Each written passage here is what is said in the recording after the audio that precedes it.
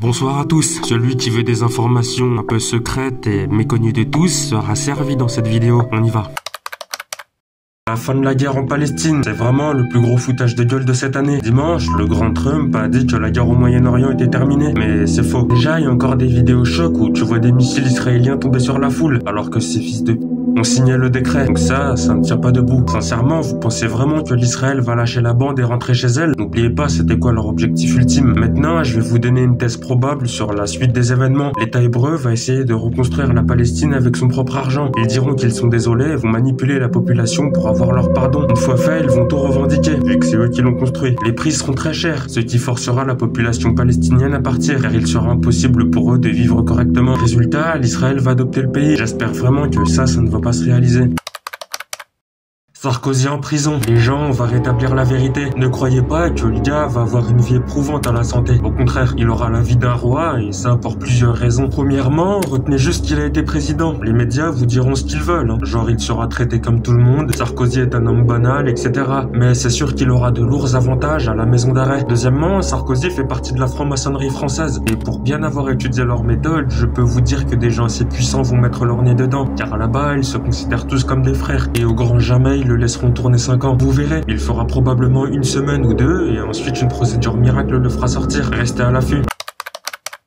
Les Ghosts, je ne parle pas de la célèbre squad de Call of, mais d'un groupe de tireurs d'élite appartenant à l'armée israélienne. Et leur mission principale est de tuer des civils palestiniens. Ces gars viennent du monde entier. USA, Allemagne, Israël bien sûr, et aussi d'autres pays. De plus, les Ghosts ont déjà explosé 120 personnes, voire plus à l'heure qu'il est. Je dis exploser car les balles de sniper sur le corps, c'est pas joli à voir. Toutes les informations viennent d'un dénommé Daniel Raab, un américain diplômé en biochimie je crois. Et lui, il a tué de sang-froid la majorité de la famille d'Ogmosh, une affaire qui avait fait du bruit et qui date un peu. Je mettrai les images mais pas la vidéo, sinon le compte sera banni. Bref, ce mec c'est un membre de la team qui n'a visiblement aucun remords en évoquant ses actes. J'ajoute que nous ne savons pas ils sont combien au total et quel est leur réel objectif sur le terrain. Officiellement, ils tuent des civils, c'est vrai, mais ils font peut-être autre chose là-bas. Pour conclure, ces infos renforcent les paroles des ONG en disant que l'Israël commet un génocide en Palestine.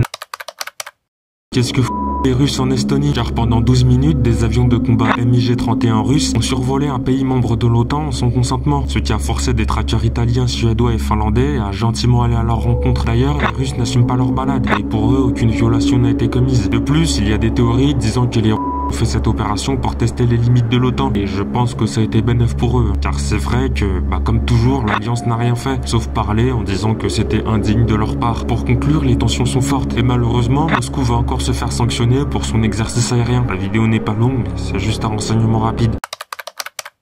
Le brouillard de Microsoft. Ce soir, je vous parle d'une info disant que le géant mondial de Paul Allen et Bill Gates a volontairement laissé l'unité de renseignement 8200 israélienne utiliser ses serveurs Azure pour stocker leurs renseignements sur les Palestiniens. Donc tous les appels téléphoniques, les données sensibles sur les civils, vidéosurveillance et d'autres choses. Ce petit manège dure depuis longtemps. Et il y a une semaine, Microsoft a annoncé stopper son pseudo-contrat avec l'unité israélienne. D'ailleurs, l'entreprise nie toute association avec cette branche de l'État hébreu. Mais malheureusement pour elle, des renseignements sont sortis disant que les leaders de l'unité 8200 se sont entretenus en physique avec les responsables de Microsoft, et ça depuis 2021. Pour conclure, on parle de milliards de données, et Microsoft a dû prendre un très beau chèque en échange de leur stockage illégal. De toute façon, ils sont tout puissants, donc la violation de la vie privée, c'est rien pour eux.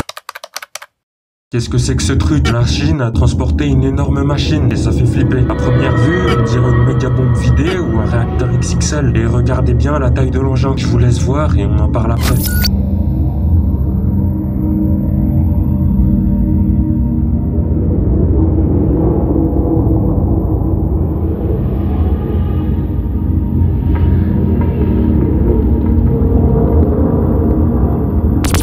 Mais ce n'est pas ce que vous imaginez, car je ne pense pas que les Chinois sont stupides pour transporter un objet classifié. Après pas mal de recherches, il s'agit d'un récipient à pression géant, spécialement commandé pour les expériences pétrochimiques. Le Titan sera placé dans une raffinerie, mais ça montre à quel point les Chinois sont forts dans la construction sur mesure. Je pense qu'on a fait le tour, à la prochaine.